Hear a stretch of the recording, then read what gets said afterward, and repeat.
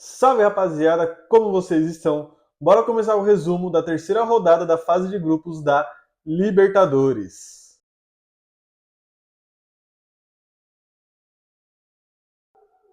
Abrindo a terceira rodada da Libertadores, tivemos LDU e Flamengo lá em Quito e o Flamengo ficou no empate em 0-0, mas deixou um gostinho de poderia ter tido mais coisas no jogo. O Flamengo até conseguiu dar uma controlada no jogo, até conseguiu fazer um bom jogo lá, mas acabava sofrendo com algumas bolas longas nas costas dos defensores. A LDU conseguia explorar bastante esse tipo de bola do Flamengo, mas o Flamengo conseguia fazer o seu jogo que a gente está acostumado desde que o Felipe Luiz assumiu, que é o controle de bola, criando os espaços, tentando achar a profundidade também, sempre variando a jogada, sempre indo pela esquerda, sempre indo pela direita, indo pelo meio também. Então, uma movimentação muito importante que o Flamengo teve. O Arrascaeta teve uma boa chance, acho que no primeiro tempo, que ele tá cara a cara com o goleiro, só que ele não acaba chutando muito forte, ele acaba pegando meio fraco e acaba facilitando para o goleiro. Mas ficou um jogo de gostinho de poderia ter sido pelo menos aquele 1-0, aquele resultado magro para conseguir pelo menos sair com um resultado bom. Acabou ficando com um empate. Agora o Flamengo vai precisar jogar muito bem os próximos 3 jogos, precisa pontuar, mas acredito que o Flamengo consiga pontuar sim, até porque dos próximos 3 jogos, um é só fora de casa, que é contra o Central Córdoba, que vai ser lá na Argentina. Depois pega o Deportivo Táchira no Maracanã, pega a LDU no Maracanã também. Então acredito que o Flamengo, nessa segunda parte da fase de grupos, consiga fazer os 9 pontos. Mas esse empate com a LDU deixou um gostinho meio amargo de poderia ter tido mais para conseguir jogar com mais tranquilidade, porém ainda não está tudo acabado para o Flamengo, tem grandes chances ainda de conseguir a classificação para as oitavas de final. E também na terça-feira tivemos Internacional e Nacional no Beira-Rio e o jogo terminou em 3-3, num jogo completamente maluco e eletrizante. Para quem assistiu, viu como foi a emoção. O Inter começou muito desligado no jogo, começou muito mal, e logo aos 6 minutos, Julián Camillo faz 1-0 para o Nacional, numa bobeada do Inter, num rebote de escanteio. Ele fica livre no meio na marca do pênalti, mais ou menos. E aí ele pega meio de trás e faz 1-0 para o Nacional. E logo aos 10 minutos, o Bojo faz 2-0 para o Nacional. E aí o Inter começa a tentar controlar o jogo, mas entra naquele modo de desespero, começa a ir para cima, mas muito desorganizado, assim, um primeiro tempo muito fraco do Inter, muito ruim mesmo.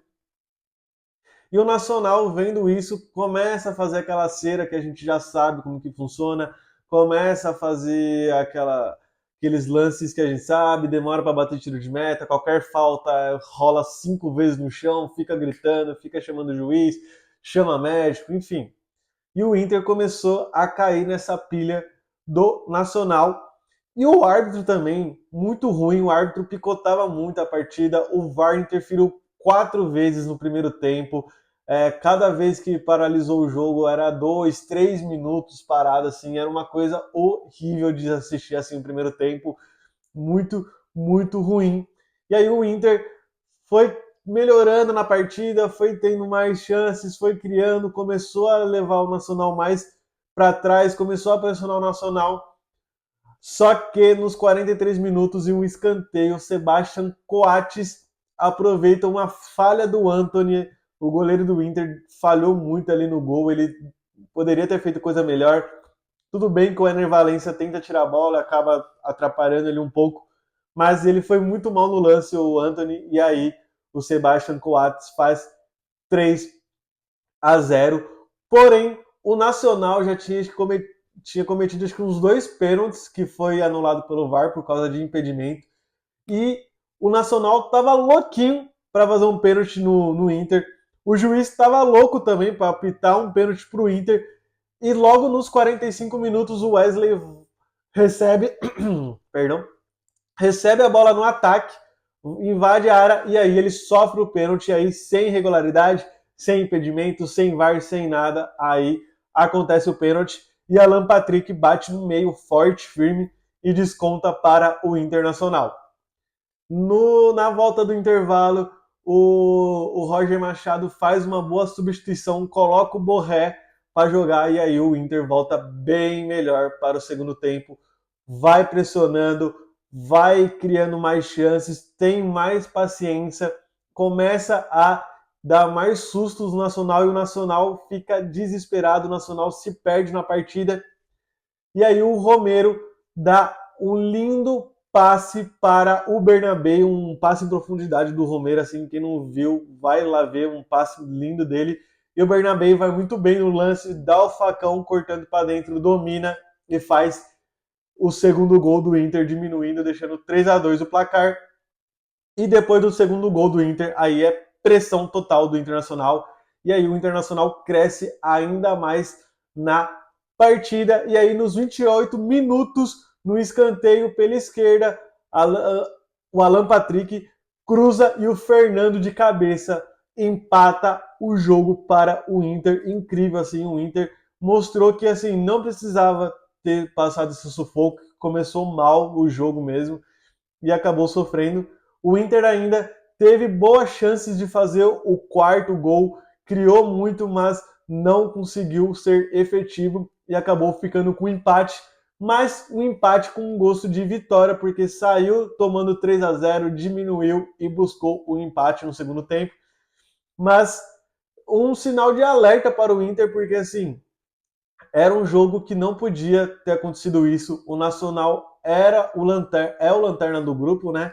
Tinha perdido os 2 primeiros jogos, foi o primeiro ponto do Nacional na Libertadores. Então foi acaba sendo um tropeço para o Inter, né? Porque o Inter não podia ter tido esse empate com o Nacional no Beira-Rio. Assim, era um jogo para o Inter fazer os 3 pontos e se isolar na liderança, e agora o Bahia enfrenta o Atlético Nacional, e se o Bahia vencer, o Bahia pode ultrapassar o Inter no grupo, mas assim, nada muito assustador para o Inter, um tropeço que assim não estava contando, mas aconteceu, porém conseguiu pelo menos sair com um ponto, mas o Inter não precisava tomar todos esses sustos, porém o empate acabou ajudando bastante o Colorado.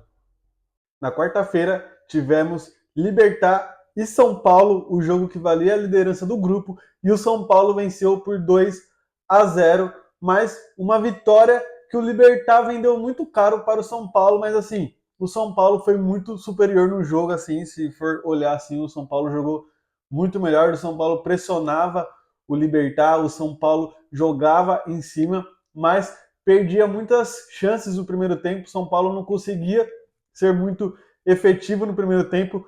O André Silva me perde um gol cara a cara, assim. Cara a cara não, né? Tava sem goleiro. Só tinha ele ali. E ele conseguiu jogar por cima. A arbitragem ainda marcou impedimento, sendo que não tinha impedimento no lance. Então, assim, o André Silva perdeu um gol inacreditável.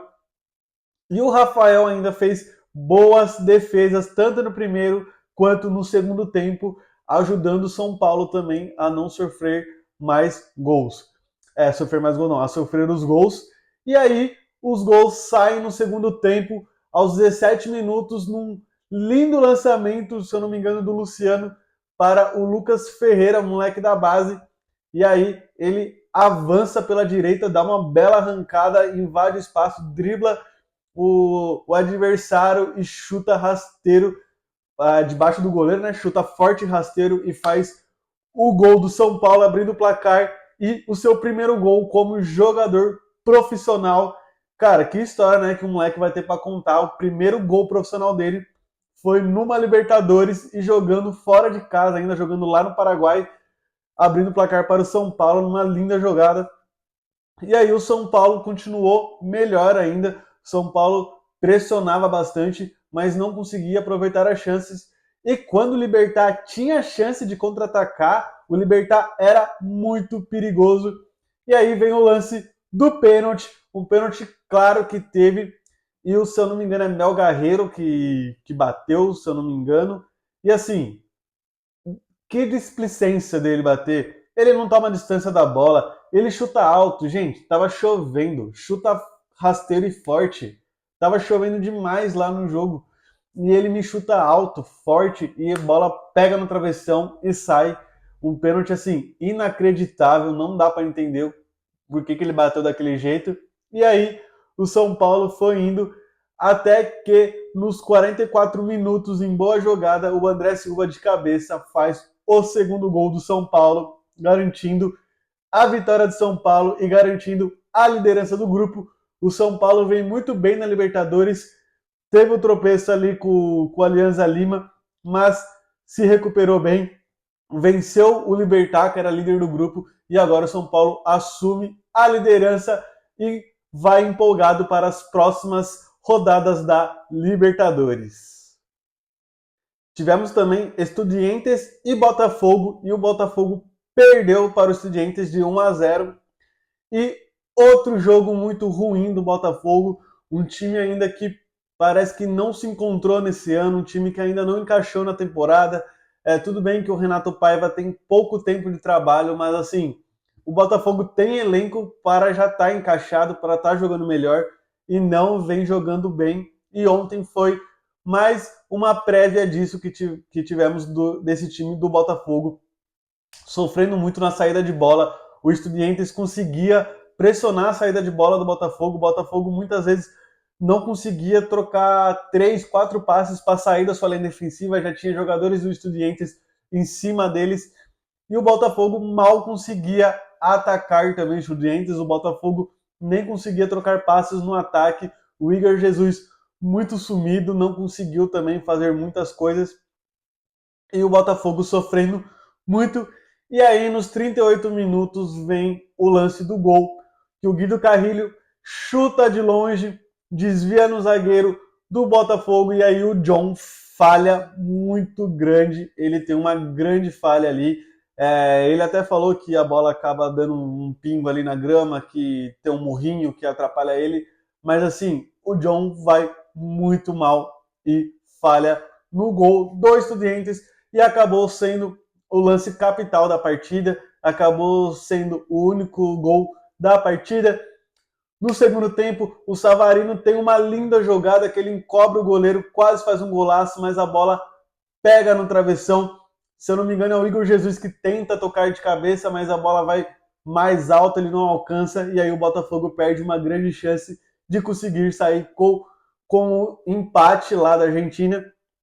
E o Botafogo está devendo muito. O Botafogo corre risco de ficar para a Sul-Americana, e dependendo, nem na Sul-Americana talvez fique, mas sabemos que faltam 3 rodadas, dá para o Botafogo se recuperar, mas o Botafogo precisa voltar a jogar bem e corre grandes riscos de não se classificar para a próxima fase.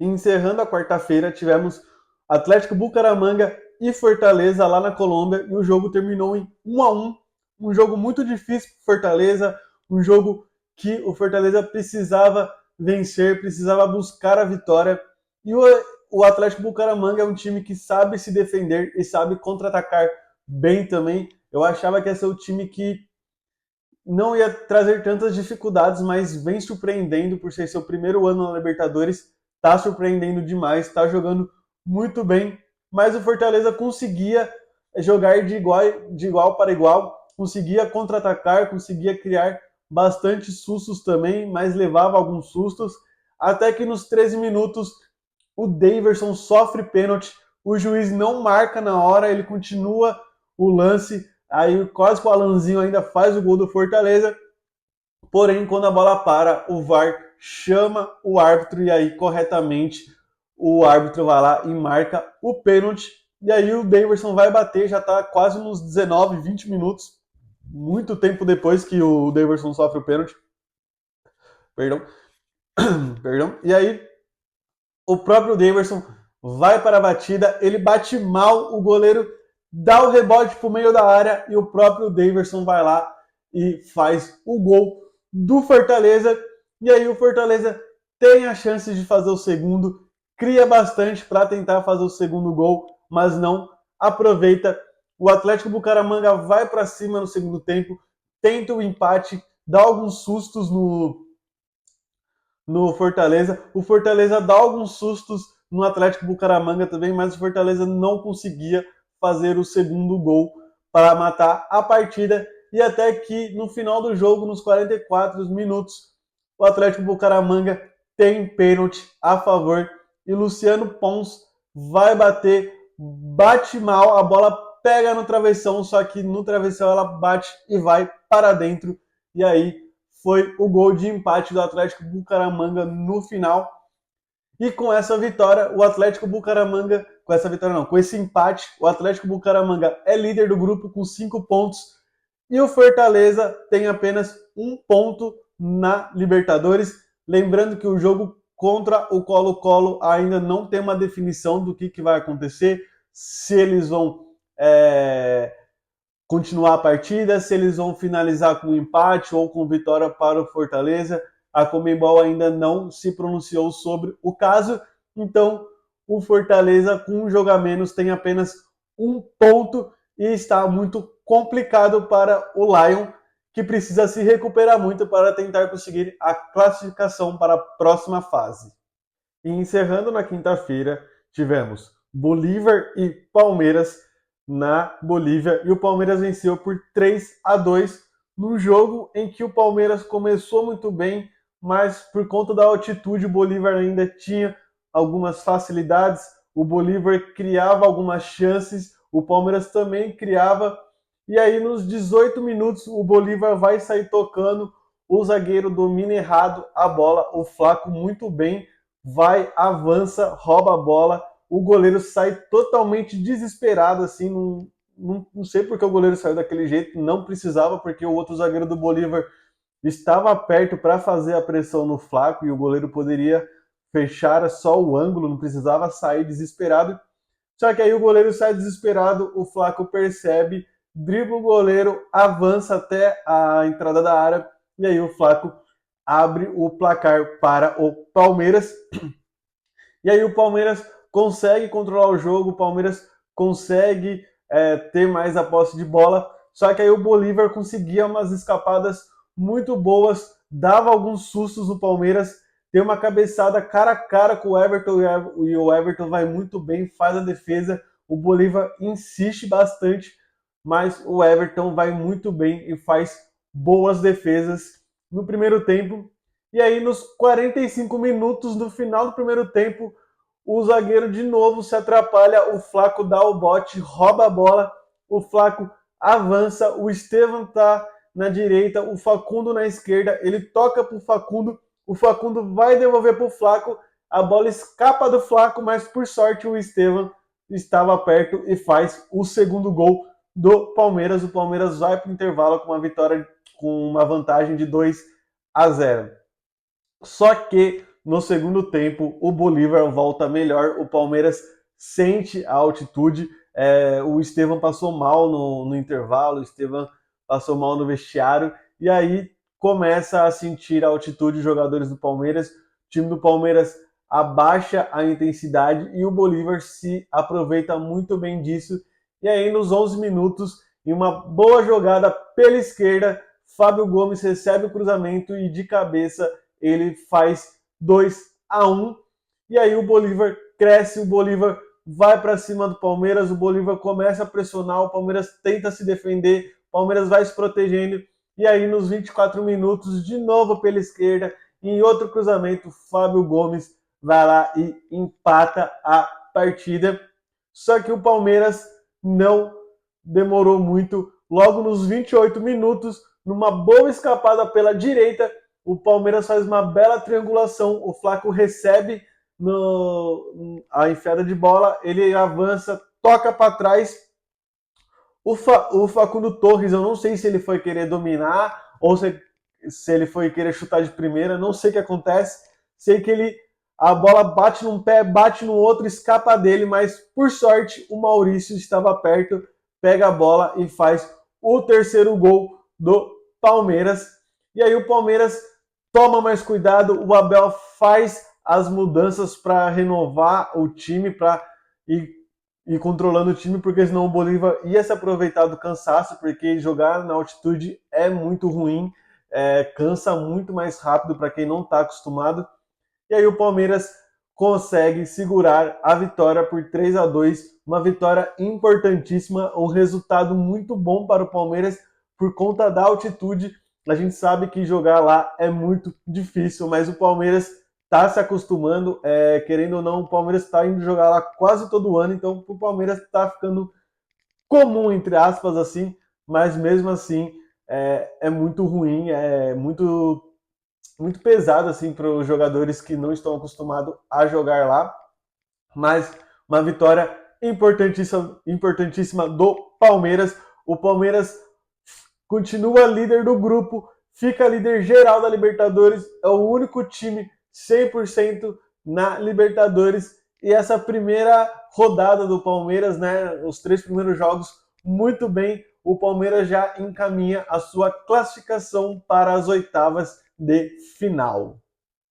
E encerrando, também na quinta-feira tivemos Bahia e Atlético Nacional em Salvador e o Bahia conseguiu um triunfo por 1-0, um triunfo muito importante por conta do grupo e sendo contra o Atlético Nacional, que é um dos times mais complicados desse grupo, um triunfo muito bom do Bahia, um jogo muito bom das duas equipes, Bahia conseguindo atacar bem e conseguindo se defender bem, e o Atlético Nacional, mesmo querendo segurar o empate, conseguia contra-atacar muito bem, fazia boas triangulações, conseguia ser rápido e efetivo no ataque, mas o goleiro do Bahia foi muito bem e conseguiu fazer boas defesas.